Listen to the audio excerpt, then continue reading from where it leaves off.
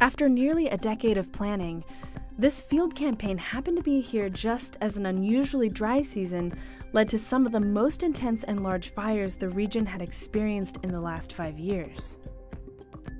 We came here to look at the transport of smoke and what smoke does in the environment, and particularly as it impacts clouds. And we had an amazingly intense smoke event that carried very high concentrations of smoke into a place called the Sulu Sea. You might be surprised to learn that fires affect cloud formation, and NASA is studying that dynamic relationship. NASA is a big and capable organization, but earth science is a subject far too big for one country, one agency to tackle all by itself. And when you can't do it by yourself, you call up your colleagues halfway across the globe.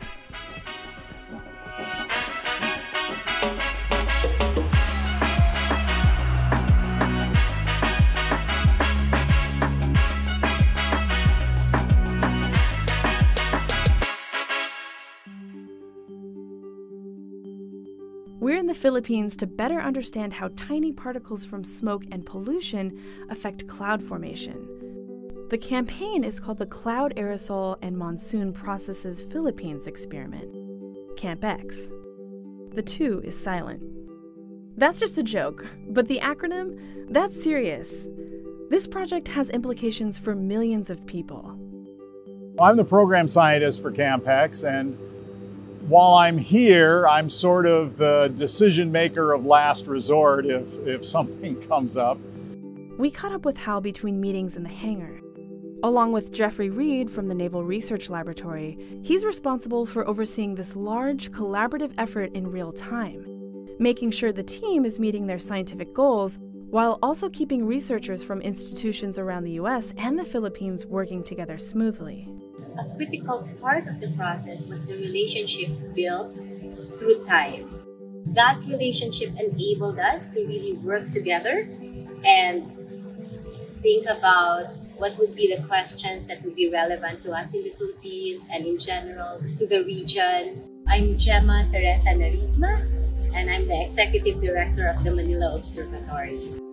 The Manila Observatory, along with NASA, the Naval Research Laboratory, and a handful of university partners are using 2 research planes and measurements from a ship to look at the properties of clouds to improve satellite measurements in the region.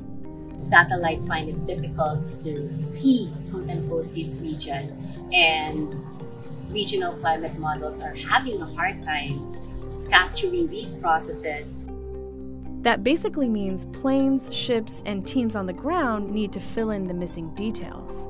Which brings us back to the most intense fire season in 5 years.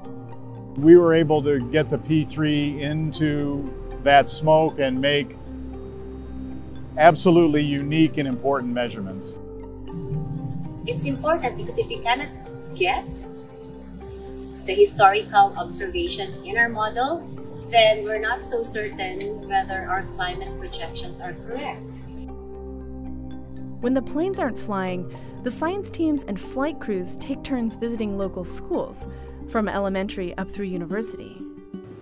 Elementary school students can understand remarkably complicated concepts.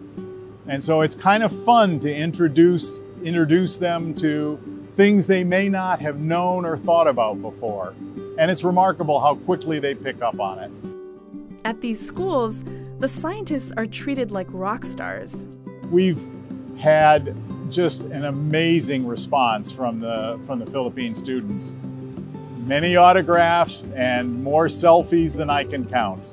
Some even said that they want to become meteorologists themselves to help carry on the study of our home planet and how it's changing.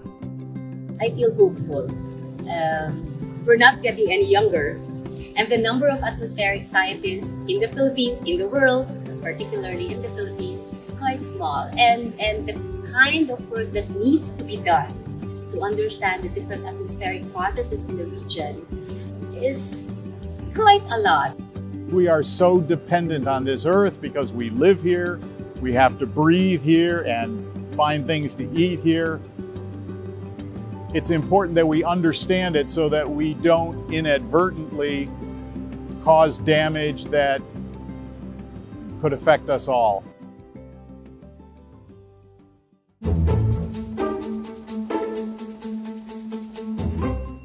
What we're seeing is that areas that have been flammable are becoming more flammable, pushing those systems into either extreme conditions or a year-round fire season where fires are literally possible at any time.